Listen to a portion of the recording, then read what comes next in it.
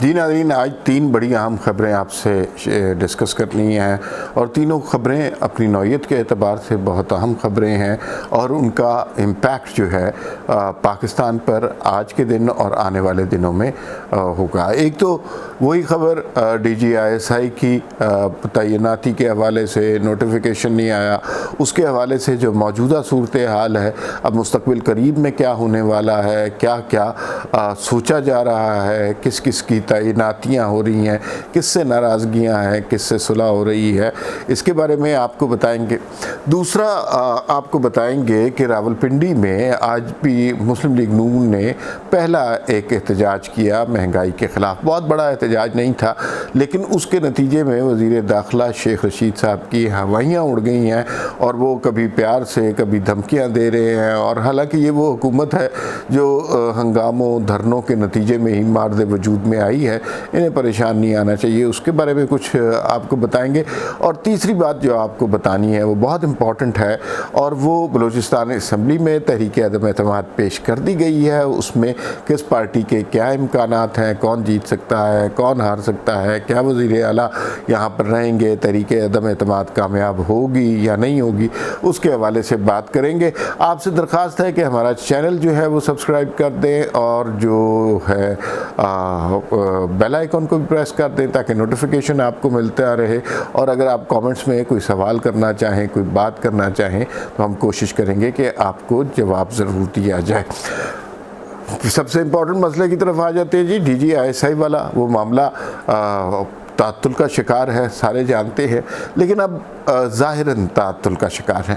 अंदर खाते सुना है कि मामला तय हो गए हैं और जो जनरल बाजवा का ISI हेडक्वार्टर का विज़िट था उसके बाद तो मामला बिल्कुल सही हो गए हैं इस्टेब्लिशमेंट के लिए। और उसमें जो जनरल फैज़ की तस्वीर आपने देखी, वो तस्वीर जानबूझकर, मतलब वो तस्वीर किसी हैप्पी मोमेंट की भी तस्वीर रिलीज़ की जा सकती थी, लेकिन वो जानबूझकर ऐसी तस्वीर रिलीज़ की गई जो बड़ी डिप्रेस्ड किस्म की तस्वीर आई उनकी और उनके चेहरे से परेशानी झलक रही थी।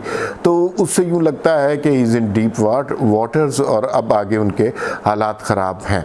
जो ज़राए हमारे बताते हैं कि ये सारे मामलात अब कंट्रोल में आ गए हैं। कंट्रोल में से मुराद कंट्रोल टावर है, जनरल बाजवा है, वो अब उन्होंने कंट्रोल पूरी तरह संभाल लिया है। ये जो छोटी मोटी साजिशें हो रही थी उनकी रिपोर्टें उनको पहुँच गई हैं। वो जो पुतले शुतले जलाए जा रहे थे या सुइयाँ चुभोई जा रही थी, वो सारा कुछ अब उनके पास पता चल गया है। तो ये मामलात अब आप पूछेंगे कि कब तक तय हो जाएंगे, कब तक तय हो जाएंगे जी 25 तारीख तक ये मामलात ज़राए बताते हैं कि बिल्कुल सही हो जाएंगे और जो तब्दीलियाँ रिक्वायर्ड हैं वो रिक्वायर्ड हो जाएंगी। लेकिन इसका नतीजा क्या हुआ?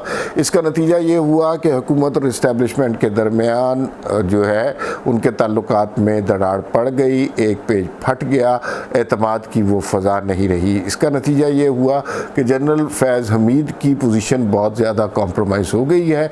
आप देखेंगे और लोग बताते हैं कि वो अभी तो पेशावर के कोर कमांडर चल जाएंगे और ये लेकिन कुछ अरसे के बाद उनके साथ बहुत अच्छा सलूक नहीं किया जाएगा और उन्हें एक सेफ़ एग्ज़िट करने का मौका दिया जाएगा। लेकिन अब उनके आर्मी चीफ़ बनने के या पेशावर कोर कमांड करने के जो सारे इम्कानात थे वो इमरान खान ने मुस्तरद कर दिए गए हैं। एक साजिश थी वो पकड़ी गई है और अब जनरल बाजवा दोबारा कंट्रोल में आ गए हैं। और इससे यूँ लगता है कि जब लोग ये कह रहे हैं कि 25 तारीख तक ये मामला तय हो जाएंगे तो फिर यकीनन ये मामला तय हो ही जाएंगे।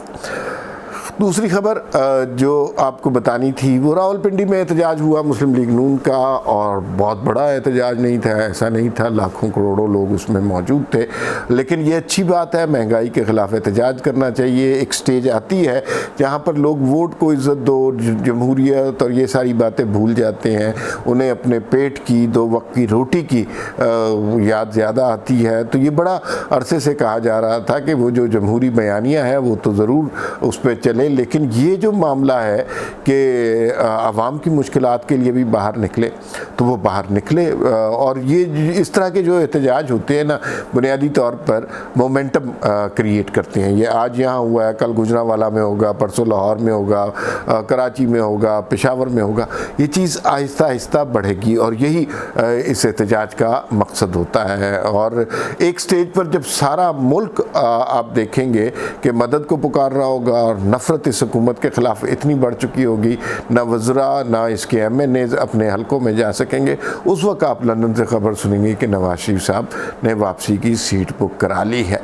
हैरानगी इस बात पे है कि शेख रशीद साहब की जो हवाइयाँ उड़ी हुई हैं, शेख रशीद साहब वज़ीर दाखिला हैं और यहाँ पे तो इमरान खान के एहतजाज में क्या कुछ नहीं होता रहा।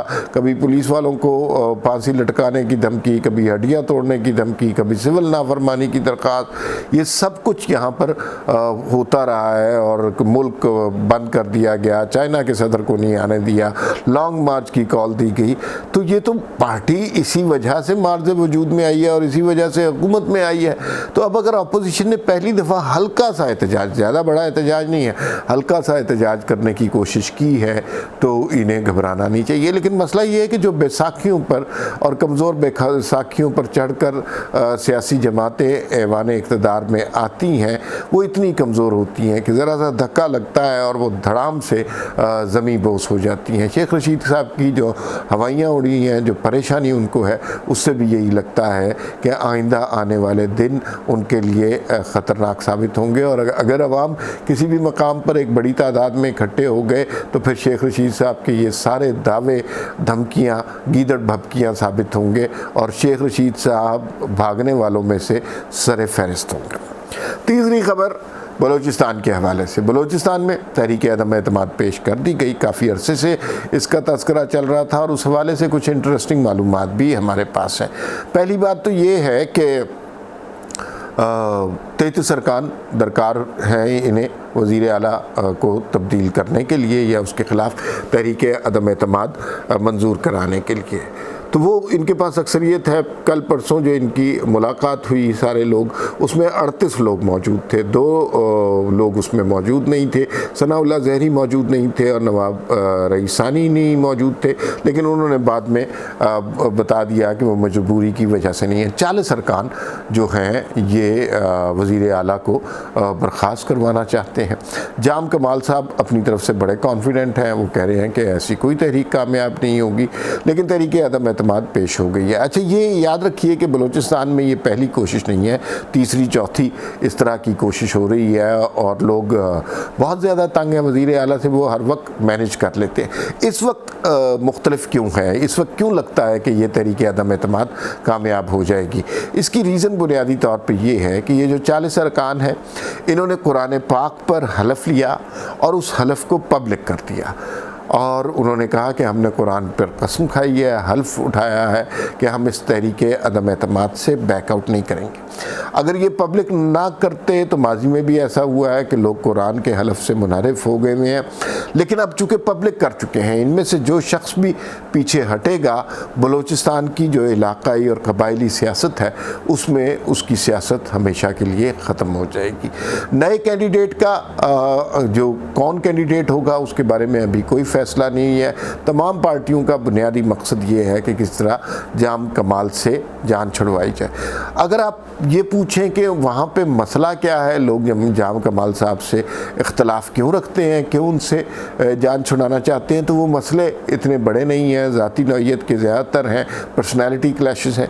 जाम कमाल साहब लोगों को मिलते नहीं हैं, वज़रा को बाहर 3-3 घंटे इंतज़ार कराते हैं, किसी को अगर एमरजेंसी में जहाज़ की ज़रूरत पड़े जहाज़ नहीं देते, ये भी एक क्लेम है उनका। और सारे सेक्रेटरीज़ अपनी मर्ज़ी से लगाते हैं और वजारतें भी मर्ज़ी से बांटते हैं और बड़ा दुरुस्त और जो बदतमीज़ी वाला रवैया है वो अपने वज़रा के साथ भी रखते हैं, अपोजिशन के साथ भी रखते हैं।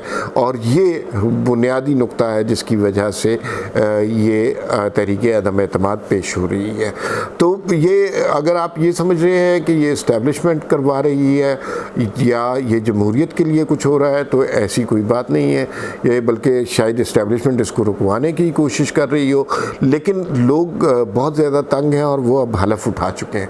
अब बैकआउट करना उनके लिए मुमकिन नहीं है। आज शाम को एक बड़ी इंटरेस्टिंग खबर आई कि 5 अरकान जो हैं वो लापता हो गए, उनमें से एक साहब वापस आ गए। लेकिन अगर इन्होंने तहरीक अदम एतमाद को रोकना है तो फिर इन्हें 5 लोग अगवा नहीं करने पड़ेंगे, इन्हें 7 या 8 लोग जो हैं अगवा करने पड़ेंगे, तभी ये तहरीक अदम एतमाद रुक सकती है। बहुत मुमकिन है कि तहरीक अदम एतमाद कामयाब हो जाए। इसके लिए 3 से 7 दिन के अंदर ये करारदाद पे वोटिंग होगी, उस दिन पता चल जाएगा कि क्या हो रहा है। तो सूरत हाल बलूचिस्तान में काफ़ी कशीदा है। जो नेक्स्ट कैंडिडेट के तौर पे सोचा जा रहा है वो कद्दूस बज़ंजो साहब जो स्पीकर हैं, और वो उनका ताल्लुक़ बाप पार्टी से है। वो जो है शायद वज़ीर आला के उम्मीदवार हों, लेकिन अभी तक फ़ैसला नहीं किया गया। तो ये समझ लीजिए कि कोई जमहूरियत वगैरह वाली कहानी नहीं है, ये एक म्यूज़िकल चेयर हो रही है जिसमें कभी कोई बैठ जाता है, कभी कोई जीत जाता है और कभी कोई गिर जाता है। आज के लिए इतना ही, फिर मुलाकात होगी। अल्लाह हाफ़िज़।